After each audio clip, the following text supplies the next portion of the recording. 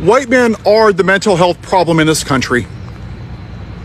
Jim Crow, white men. Slavery, white men. Segregation, white men. Concentration camps for Asian Americans in the late 30s and early 40s. 1,800 people died. How many black people were hung from trees? 8,000. Let me guess. Oh yeah, once again, white men. The gun violence? 98% are men. 84% are white men, U.S. citizens. I see a trend. How about the Middle Passage where 1.2 African Americans died? Oh yeah, once again, white men. Why was the Second Amendment written? Let me think. So black people couldn't have their freedoms. So the white men could once again control them. Who's in the White House? An adjudicated rapist, convicted felon white man. Wow, I see a trend. But somehow Americans are just begging to blame a trans person, a non-white person. See, what happened to George Floyd is symbolic of what's happening in this country. The white man putting his knee on the neck of a non-white person and sitting there in broad daylight with the balls to say, who's going to stop me? And that's what we're seeing right now. So that's the question that we need to ask ourselves as a fucking country. Who's going to stop them? Because I'm just one person here. Now, I don't know about you, but I got friends and family that are sitting behind the white privilege, and I want nothing to do with them. Not because of who they are, because their lack of action. Martin Luther King said, history is going to remember not the people that did bad things, but the good people that stood by and did nothing. Because once again, the white man is hiding behind their privilege while everybody else is getting treated like absolute fucking garbage. Because it doesn't affect me. You don't even want to go on a general strike to stop fascism. Oh, I can't work. Oh, I got a job. White man is the mental health crisis in the United States of America. It has been since day one. When you look at the majority of them, what do you see? A bunch of insecure little wannabe alpha males with small penises that need big trucks and guns to feel like a real man. That's the real problem, is toxic masculinity.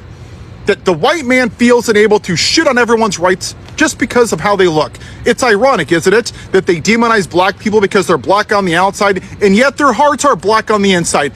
Isn't that ironic? And every single time we see a mass shooting, they're just salivating on the white supremacist red hatters to say, oh my gosh, it was an immigrant, it was a trans person, it was a gay people. 84% of gun violence is white men. But when it happens, like at the church the other day, what happens? Oh, thoughts and prayers. But what happened with the racist podcaster? Oh, they were just dying for it to be somebody on the left so they can just blame somebody else. A white man. The Catholic, the church yesterday, a white man. A white man, a white man, a white man. White people, let's talk about it. Let's talk about our violence. White violence. No more deflecting, no more blaming everything on everybody else. Let's confront ourselves. White people in America, our history is so extremely violent. And instead of confronting that, we continue to blame other people for the issues and the problems in this country, instead of just taking ownership of our part to play in everything, which is a huge part. Can we stop scapegoating other groups of people, please, and just look at ourselves? White people, it's time to talk about it. Like, it's long past time. Getting rid of other groups of people in this country is not going to make this country better. It's not going to make your life better. It's not going to make you better. I think white people are so scared to talk about race and to talk about white violence and white supremacy because they don't want to connect themselves to it. We don't want to feel like we're a part of the problem. But unless you're acknowledging the reality of how the US, this country, runs, you are a part of the problem. I truly believe in my heart, in my soul, that if you're born a white person in this country or on this planet, but I'll just speak about this country, part of that journey is to dismantle systems that have been built to oppress other people. The hard work of life is to confront yourself. How do I benefit from the way that things are? And how does my benefiting from those things harm other people?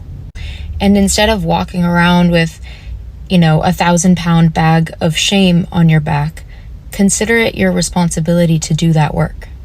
Consider it an opportunity that you are in the best possible position to make this world a better place by not accepting racist and prejudiced and oppressive systems for what they are and trying to contribute to changing them. Use the privilege that you have for good. I don't think that anybody can ever really love themselves without being honest about themselves, without being honest with themselves. And that work is painful and hard, but it's so worth it. White people, you don't have to consciously think that you're better than other people in order to contribute to harm against them. All it takes to contribute to harm is to stay silent and disengaged. White people, can we finally get this shit right? Can we finally take accountability? Can we finally look ourselves in the mirror and decide that this isn't good enough? We're not doing a good enough job. You aren't losing because somebody else is safe and cared for. You aren't losing because somebody different than you exists. White people, let's talk about it. Let's start having these conversations with ourselves and with each other. It's time. What's up, YouTube family? I really hope you're doing fine from whichever part of the world you're watching this from. My name is Dave KE and this is Real Talk Black. So now more and more white people or white folks are coming out to call out each other and condemn themselves for blaming the black community for their problems. As we all know, majority of these white folks are beneficiary of the white supremacy. And just by being white, they somehow tend to have some privileges in life that is awarded to them by the system. And the system is designed to benefit them and oppress the black community. So many of these white folks are coming out to condemn such incidences. And it's good development towards a world where we have democracy, freedom, and all that, where we have equality and, all equal treatment for all human beings.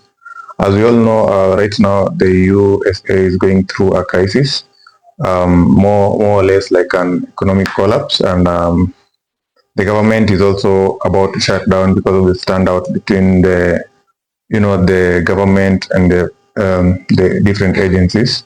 So a lot of these white folks are blaming this on the black community. But this particular group had a different opinion to say about this whole situation.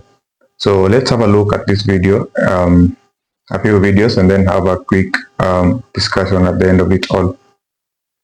Why do you think white people get almost double angry with white people who speak out? Because I believe that the most threatening thing to a white supremacist is not a person of color, it's a white person who disagrees with them. Because white people listen to white people instinctively more than they listen to people of other races. And I think that is true of all different kinds of intersections. Men listen to men easily in a way they don't listen to women. Straight people listen to other straight people in a way instantly that they don't listen to queer people. So you think it's a power thing? I think that if somebody has an agenda of trying to create a world in which black people are lesser or black people like this, for white people to all agree with them with, the most threatening thing to them is a white person who goes, you're wrong. Because that white person could make other white people think, oh, maybe he is wrong. Maybe black people aren't actually like this. Maybe it's not like that. Some of them aren't doing a project of trying to convince everybody that black people are worse. Some of them just have deep-seated, unacknowledged racism within themselves. They conceive of races as teams. My team is the white team. Dan, you're white, you're on my team. Automatically. And teams compete in sport. So you need, as a white person, Dan, on the white team, we need to be working together to look after our team. If you say anything that criticizes white people, you are harming the white team's attempt to win, and you are strengthening another team's attempt to win.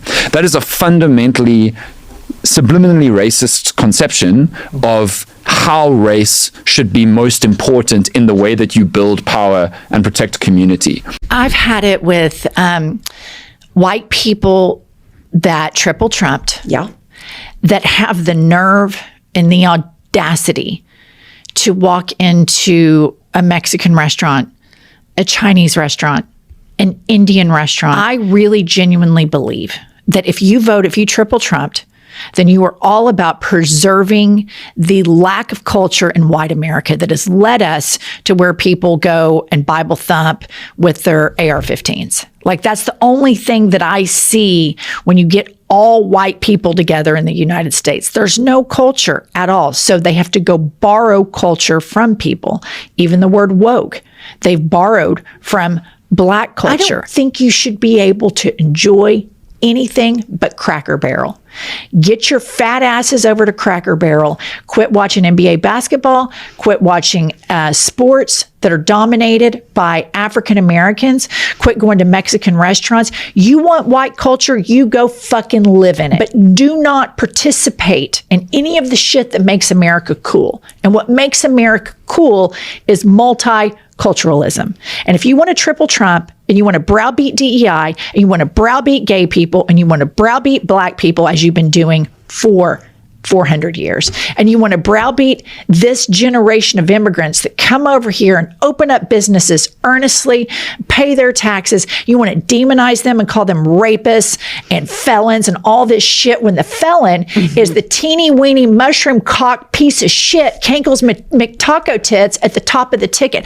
I have fucking had it from top to bottom. White people that triple Trump should be banned, boycotted from enjoying the best thing that America has to offer, which is multiculturalism. Get your fat asses out of the Mexican restaurant. Get your fat asses over to Cracker Barrel, because nobody wants to see your fucking smug ass, teeny weeny, pink arm, big gut around. Nobody wants to see that shit. No one. This might be a hot take, but when we say white privilege, we don't mean that your life is easy. White privilege simply means that the color of your skin doesn't make your life harder. For instance, if you are someone who has darker skin, there are systemic issues that prevent you from achieving success in many instances. If you want to go to an elite university or get a high-paying job, statistically, you are less likely to get the position as a white person, even having the exact same experience. And if a person of color does get the position, they are then told that the only reason they did was because of DEI or affirmative action. People with darker skin are more likely to be arrested, incarcerated for long periods of time, and wrongfully convicted. And they're more likely to live in poverty because of unfair housing practices and other methods of discrimination. If you truly understand what white privilege is, there is no reason to get offended when someone brings up this topic, because they aren't saying anything about you or your character. What this term means is that in such a diverse society, your skin color is not a barrier to success, and you are set up for success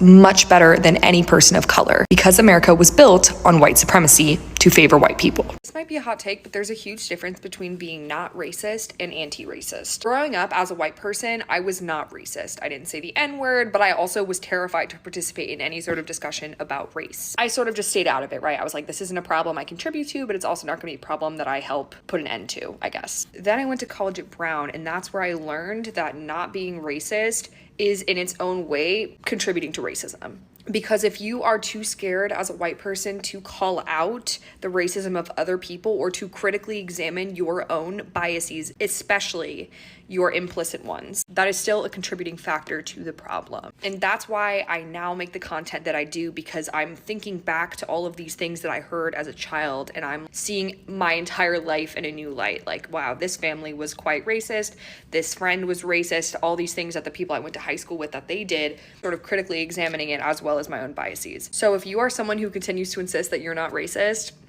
you're probably contributing to the problem. There's always more to learn. You don't think white women have been conned the most by patriarchy? Explain this. 92% of Black women voted for Kamala Harris, and only 47% of white women did. So more than half of white women voted for a patriarchal rapist. Why? Because they were the most conned by patriarchy. Sure, patriarchy runs thick in all of us, and we all do have to deconstruct. But because of patriarchy's intersection with white supremacy, it hits different for white women. White women are told, yeah, white men might be the most powerful in society, but you can live in their houses. You can have access to the places where these men go, to the places where influence happens. You can just influence your husband to get the world that you want, because your husband will be the most powerful in this society. Patriarchy says, yeah, you have to submit to men. Men will always be higher than you, but you get to be higher than everyone else. And this is how patriarchy subtly convinces white women to help them enforce white supremacy culture. It says, yeah, you can't be at the top of the ladder, but we'll give you the second rung, higher than the rest of them. Patriarchy doesn't make the same promise to Black women or to Latino women. It doesn't work so hard to con them because it knows that they're likely already sufficiently oppressed by white supremacy and likely capitalism too. Patriarchy does its best to get white women to buy into the idea of hierarchy. It needs us to, because if we didn't, we alone could be the force that changed the tides. There are enough of us. So what it tries to offer us instead, in order to entice us to play the patriarchal game, is it says, but you can be not like the other women. You can be better than the other women. You could be the cool girl or the sports girl or the trophy wife, while all those other women are getting oppressed because you're the exception. That's right, you're going to be the exception. Then you will get treated better by patriarchy. Patriarchy won't forget about you and render you invisible when you're in your 40s like it does those other women. You're special. If you're just self-sacrificing enough and you prioritize your children and your husband, oh, there will be a bright future waiting for you. Don't listen to those other older women. They're just bitter because they're not special like you. You're different. Patriarchy barely plays that game with other women. That is a game designed for white women. It's why white women are so competitive with each other, because they all think they're vying for the slot of the special woman, the exception to the rule that applies to other women. Little do they know there was never any such exception. That carrot is like the bunny that the greyhound is chasing around the track. It always just seems to elude them. By the time they figure it out when they're in their 40s and they start getting treated like they have no value, well, by then they'll just be discarded, while their husband gets somebody younger who doesn't yet know this, and then that younger woman will be told, you're the exception. It won't happen to you. Just wait, you will be cherished forever. White women need to own our shit. You should be really embarrassed by this. I cannot wait for the comments on this one, but white people, we're gross, and I just learned yet another reason why. So my 3-year-old son is in nursery school, right? And we got an email the other day that said that there was lice happening at the school. Gross. So I follow the links to like the CDC page on head lice, and I of course buy all the products and get the knit comb and all the things, and I'm studying the information on the CDC page when what to my wondering eyes should I come across but the little fun fact that African American communities experience less lice than white people. It just makes me think of what a nice compliment that is to the TikTok I saw the other day. Oh, I wish I could remember who created it, with the guy talking about how when the Europeans came here to the US, then, Turtle Island, the indigenous people could smell them like football fields away, and they were like so repulsed that they begged them to bathe, and they taught them how to have appropriate levels of hygiene. And they say white people have no culture. It's in our blood. We're disgusting. Racism devastates people from the global majority the most. Obviously, let's be really clear about that. But whiteness carries a cost for white people too. And I wish white people could get that into their heads. It shows up in how isolated we often are. In regions like the Northeast and Wales, over 90% of people are white British, and a third of white Britons say they have no friends from a global majority background. I mean, think about what that means.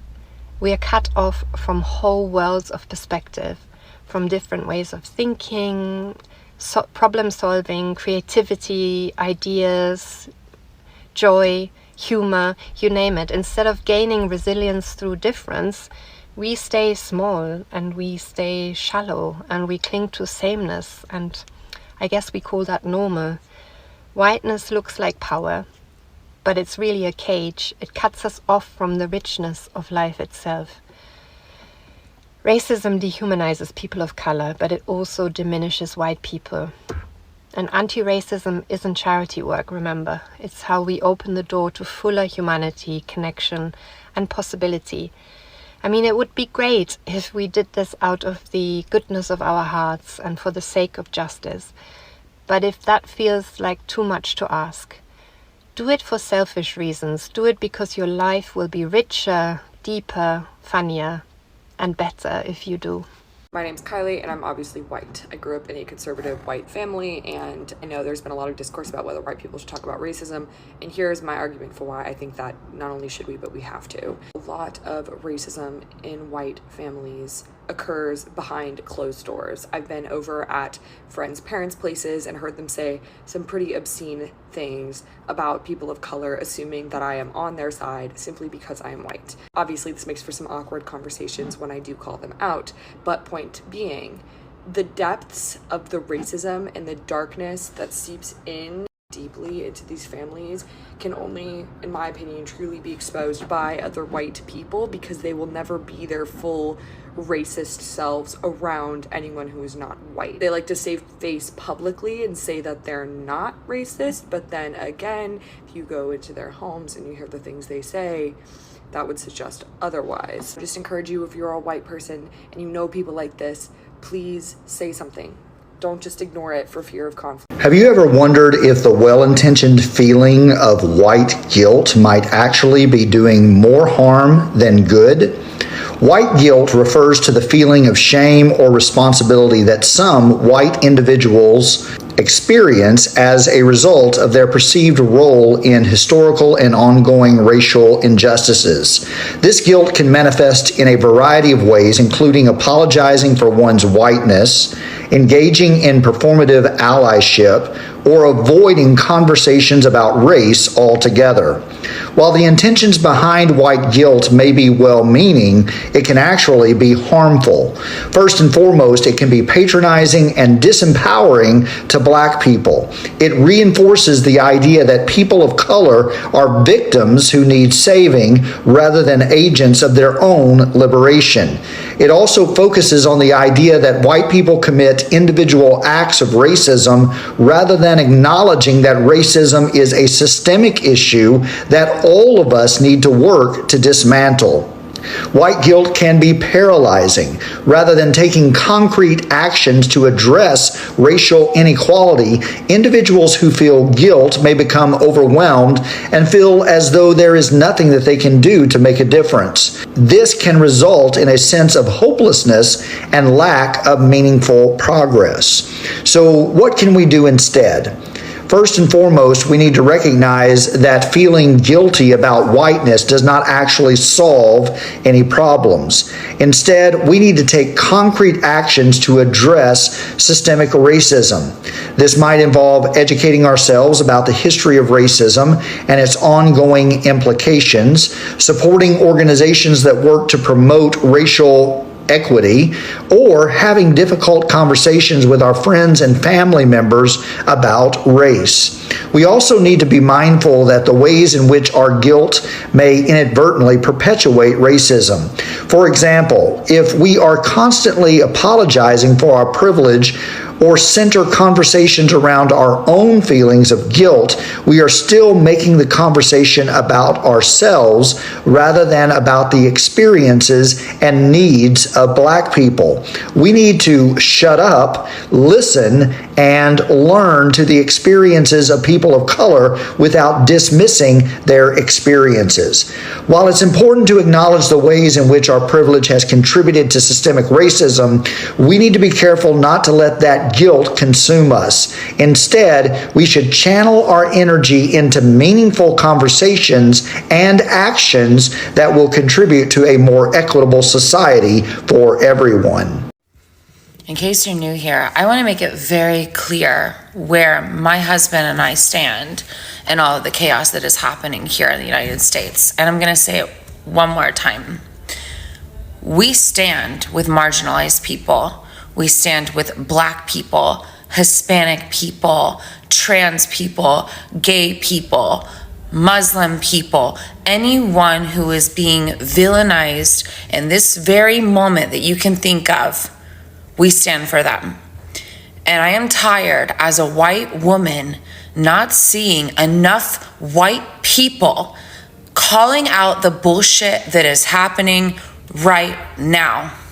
If you've got Black friends, Hispanic friends, trans friends, gay friends, and you are being quiet and you are not calling out other white people when they start saying racist, transphobic, Islamophobic, any kind of horrible remarks, you are equally a part of the problem.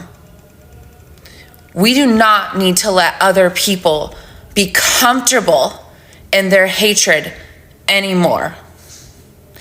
It is our job as any progressive white person to stand up and call out bullshit when we hear it, and to make these people feel uncomfortable enough to go back into hiding or to second guess the things that they are supporting, doing, and saying. And no, we do not have to be close to these people, stay friends with these people, have relationships with these people if they are continuously saying things that hurt marginalized people. I have seen too many white people, the minute their black friends aren't around, feel comfortable enough to sit there and listen to some bullshit that their friend might have to say that is racist and not stand up for their black friend. And then you wonder why black people don't want to fuck with us anymore. I am no longer going to not say anything to these people and be quiet. There is nothing okay with what is happening right now. And so if you are new to my page and you have started following us, I just want to let you know right here, right now, one more time, because I said it a few weeks ago, that this is where I stand. And if you come on this page and you spew any hate or any bull crap and you start talking about these other people, these marginalized groups, and you have no facts that even back up what you are saying other than Fox News, I will block you. That is it. When white people see my posts about racism in America, frequently they say, I didn't know. When black people see these comments, they say, we already know. There is no way you didn't know. Don't pretend you didn't. This disconnect is really hard to explain, and I've been trying to understand it myself. I'm going to be digging into this really deep because I think it's so important.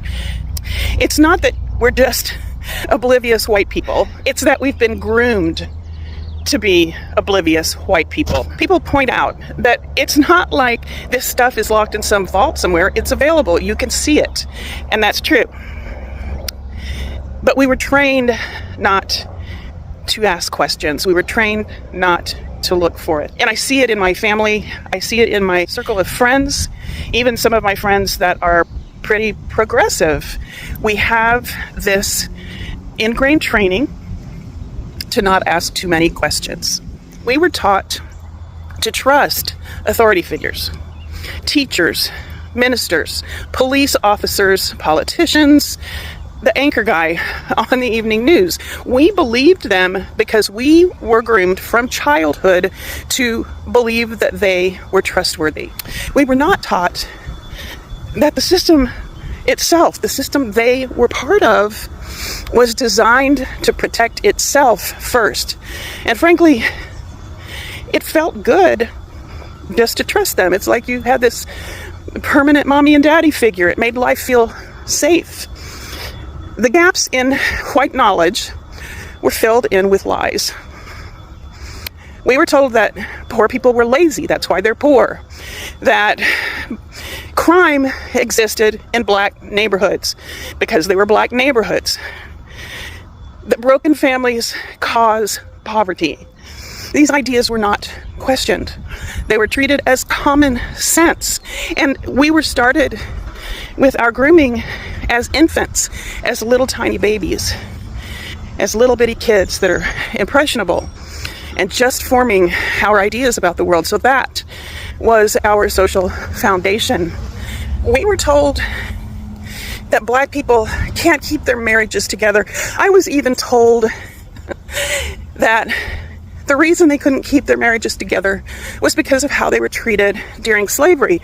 So out of one side of their mouth, they'd say, wasn't that horrible that families were split up during slavery? But now that has just become part of who they are. And so it's their fault. I don't know, it didn't make sense to me either. We also were not told that welfare benefits were not available if there was a man in the house, a black woman working 2 jobs who still needed support to raise her children, could not have a husband or partner living in the house with her. And of course we were taught that that was their fault because they couldn't keep their marriages together. As we were growing up and we started to repeat these beliefs, we were seen as respectful and well-adjusted. I don't know, are you getting pissed off? I'm getting pissed off just going through this again. We were guided by the TV news and movies and TV shows to care when white people suffered and to disconnect from the pain of other people. We were taught to feel patriotic about our country without questioning whether they were being truthful with us about why we should feel such patriotism. When we asked those white authority figures that we were taught to trust, we were lied to. Now, when black people give us honest answers, we don't fully trust them.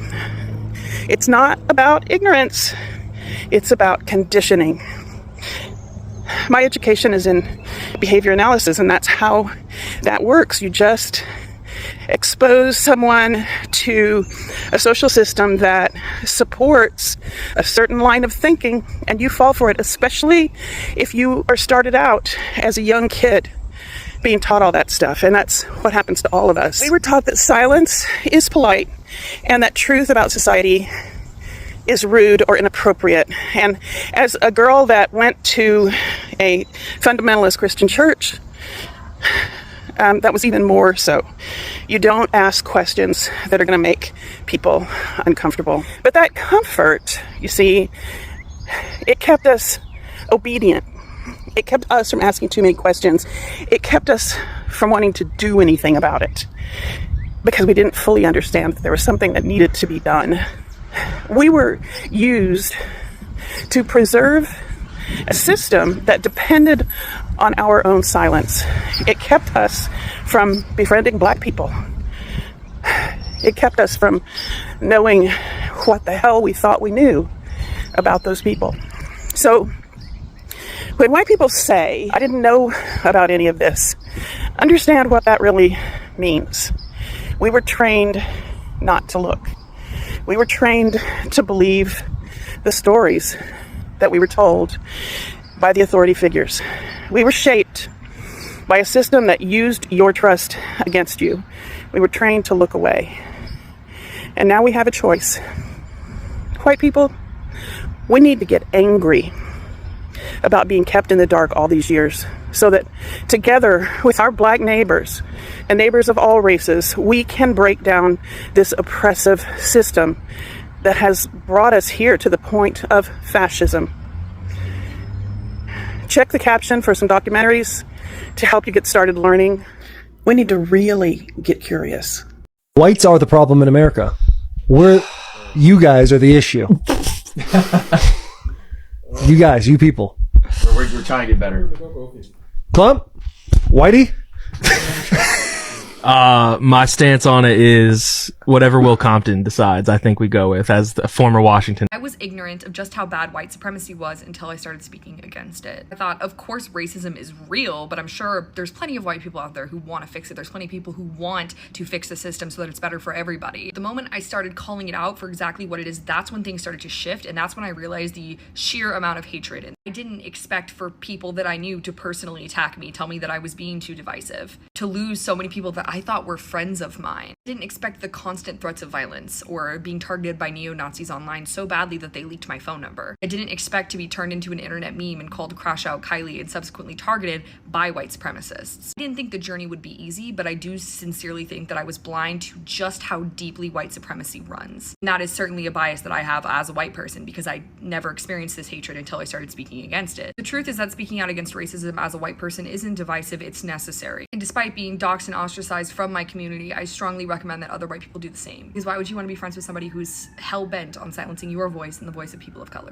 All right, so that is some good development. I think it's high time that we call this out and we speak to each other about the current situations. And I'm actually glad that we are having this kind of discussions. For a long time, there has not been a group of people who are very vocal against the injustices that were done towards the Black community. Maybe because of fear of being deported, and such like stuff. But currently, we have groups coming out to condemn this type of acts. And more interesting is that a lot of these people that are vocal now against discrimination, racism, and these types of injustices are white men and women. So it's some good development such that the reality is now setting in, and these white folks are seeing, the importance of the Black folks, their contribution to the economy, and they're calling out each other for disrespecting the Blacks. So for a long time, there has not been a group to do that. Especially, there has been little to no white folks that were vocal about that. But currently, we have different groups. And we all know what is going on in the US. If you are Black, if you are Black American, African American, then the times are really hard. We have the ICE in the streets of Chicago right now trying to deport people to their original countries, which I think also comes at a time whereby many of the Africans in the United States, maybe from Kenya, Uganda, Tanzania, Zimbabwe, are also on the move, moving back to their ancestral land. Most of them are trying to trace their origin, and they are saying their origin somehow is from Africa. And it's not a big thing really, because most of these people want to go back to their native lands. But at the same time, there are also Black Americans who are native to the land. And I think they should be accorded the same respect that the white folks are going through. So it's some good development that these white men and women are coming out to condemn each other, and speak openly about this, so that we can have a world whereby people are free, there is no racism, and there is equality, and just basic treatment for human life. So what do you think about this whole situation? Tell me your thought down below in the comment section, and let's have a discussion. Thank you so much for watching up until the end. If you're new here, thank you so much for coming. Please take a minute to give the video a thumbs up, and I'll see you guys in the next episode.